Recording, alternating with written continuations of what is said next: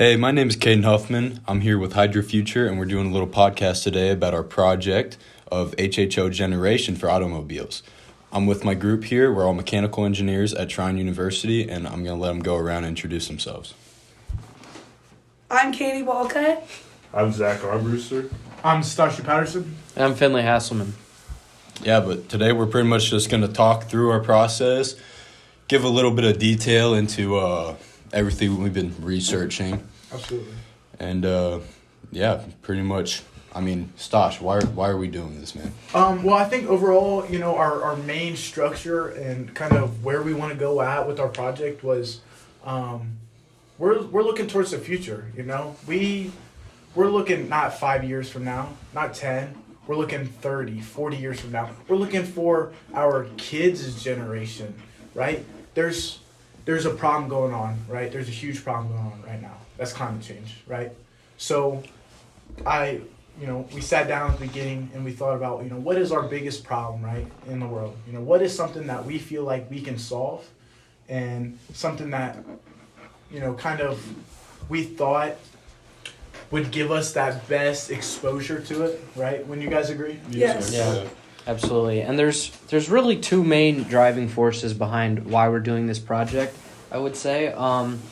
Partly the emissions of vehicles can be curbed through our solutions, and also the cost savings. So kind of two reasons that would really motivate someone to listen to us. Caden, can you go ahead and explain briefly or long, I don't care, about how this works? Yeah, well, listen, it's actually relatively simple. So there's a tank of water, and it's got an electrolyte in it. This electrolyte helps water conduct electricity. Even though water's already good at conducting electricity, this chemical inside of it helps it connect electricity better. And so we have an anode and cathode, and pretty much we run electricity into them, and they split the water molecules through a process called hydrolysis. Electrolysis. But, so it splits into hydrogen and oxygen. Pretty much those gases they're both very flammable. They can go out, directed into the intake of the engine, and combust along with gasoline. Now, this can be tuned, obviously. Mm-hmm. And there's different scientific research. I was actually looking at a paper from NASA earlier today that was talking about the levels of hydrogen and whether or not it's better to run 60% hydrogen or 90% hydrogen. But we found some compelling data that was leaning towards better fuel economy, better heat distribution, less carbon buildup. Absolutely.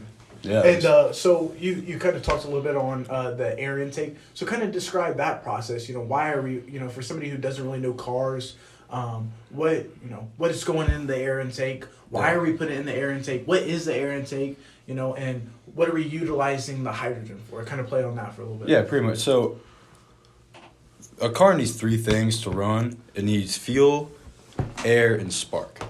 So the fuel obviously is the gasoline right now. Absolutely. The air is oxygen along with some other stuff, and then it's got the spark from the spark plugs. But when you are injecting this air with something more flammable, such as pure oxygen and pure hydrogen, now you need less fuel, which is the gasoline, because you're substituting that with a more flammable substance. Mm-hmm. So, in theory, this is going to cut down on cost because now you're running off of pretty much water. It's going to run cleaner. It's not going to release those nasty toxins into the atmosphere through the exhaust anymore. Mm-hmm. It's pretty much just going to go back to steam.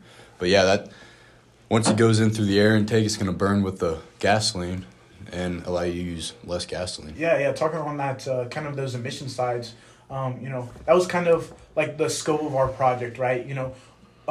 Everybody, majority of our friends, people we know, our parents, our family members, you walk outside, you're going to see cars. Cars are everywhere, right? So, and there's just so many of them, and there's so many problems that come with them affecting our environment, right? Exactly. Those CO2 emissions, they're going out.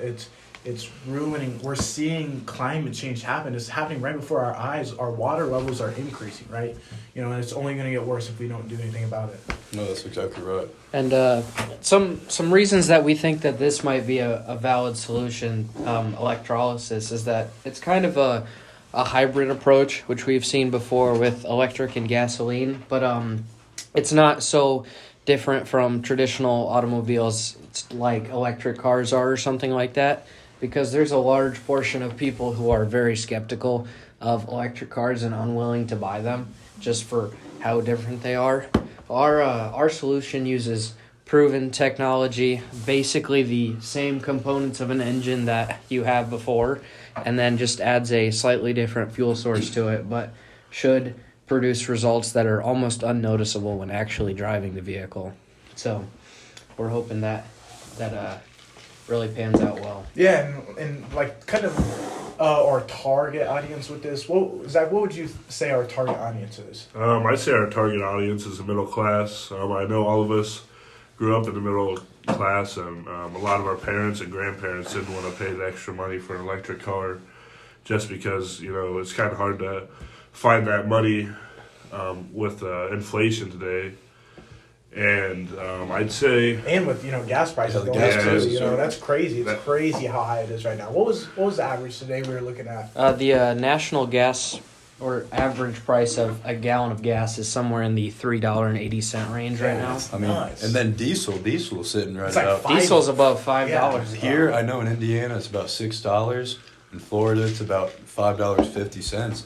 But there's proof that this hydrolysis or this HHO can increase a car's mileage by up to 50%. Wow. Yeah. I know. I mean, That's but think about crazy. that. So you're going from 12 to 18. That's a huge cut. That's That's huge. And I mean, I know my bank account would notice that. I mean, No, yeah. driving home all the time like that, you know. yeah.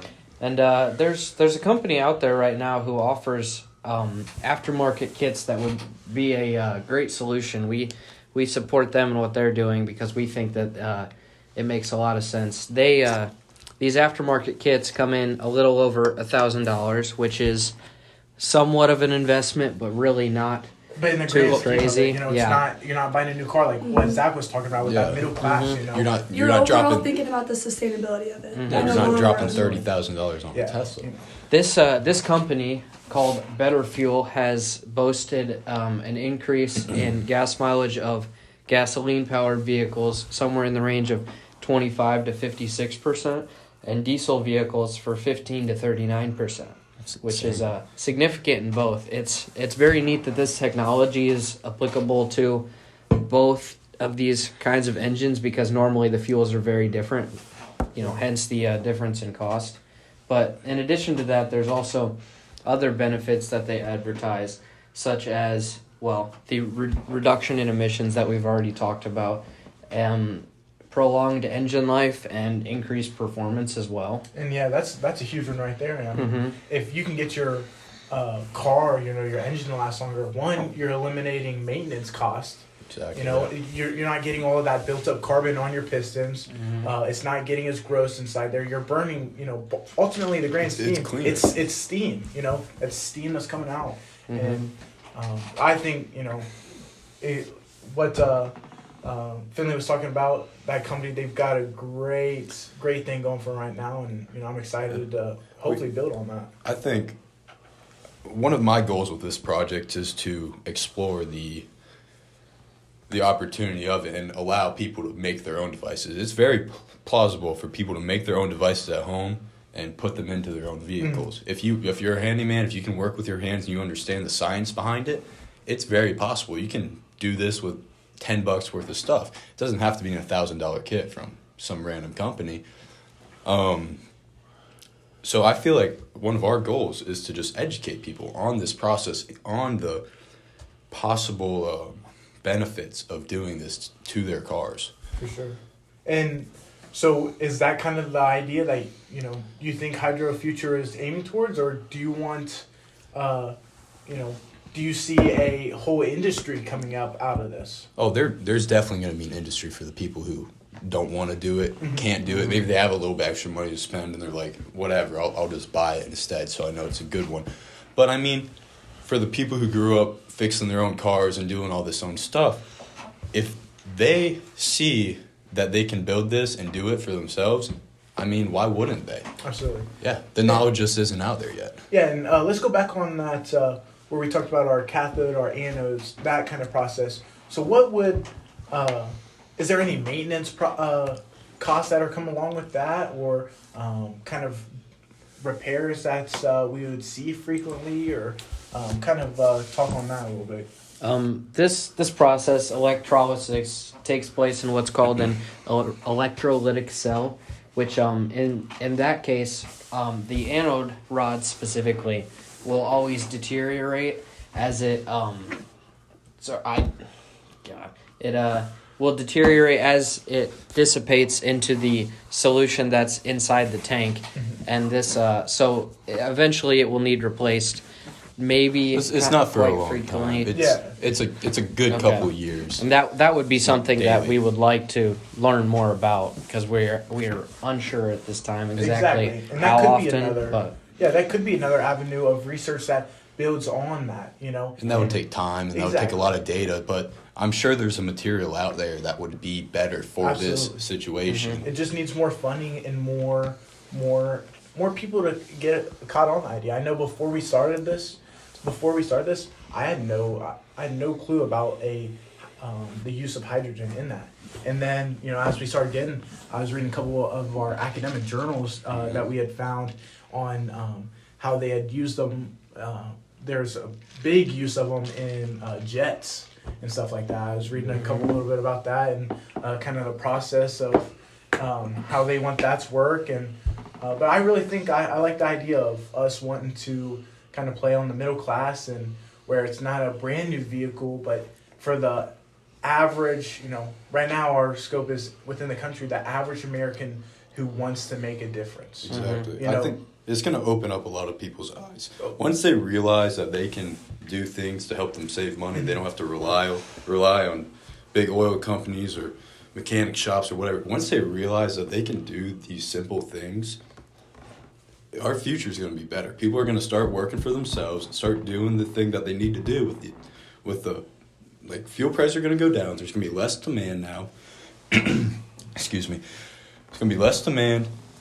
People are going to work for themselves. Mechanic shops, they're going to have to lower prices. The economy is going to be better because people are now doing what they need to do for themselves. Right, and as we talked about, there's just potential for more jobs to open up with this. Exactly. Yes. There's just the more in depth we can get with it, the better. But I like where we're going at now. I think HydroFuture, it's got a great future. Pun intended. It's got a great future with it. So I appreciate you all coming in today, talking with us about it. It's been a great opportunity.